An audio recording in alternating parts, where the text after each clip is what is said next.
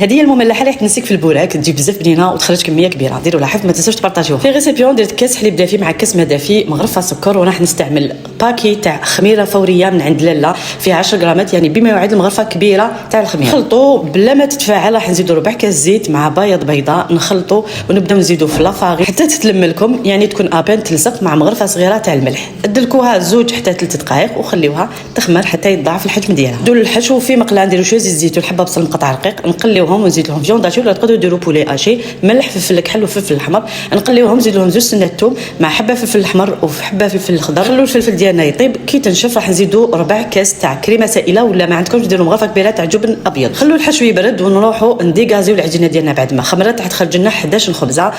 تبداو تفتحوا كيما راكم تشوفوا، تحطوا لا فارس تغلقوا عليها وتقلبوها باش تفتحوها. هنا ما يجيكمش طروفها ناشفين، تجي بزاف هايله. هذه الطريقه عجبتني. راح تزيدوا لها الفرماج، تدهنوا طروفها بصفر بيضاء، زدت لها شويه خل وزينتها بالسانوج وشويه جاجلان. سخنت الفوغ على اعلى درجه، تحطوهم يطيبوا 10 دقائق، تحمروهم من الفوق وراهم واجدين. راح تتحصلوا على ابن مملحه. انا كي نديرهم ياكلوا الشوربه، وهذه المملحه حتى المتشبع وتخرج كميه كبيره. لازم تجربوهم وتبعتوا لي التطبيقات. قولوا لي حبينا ولا ما حبينا. سلام.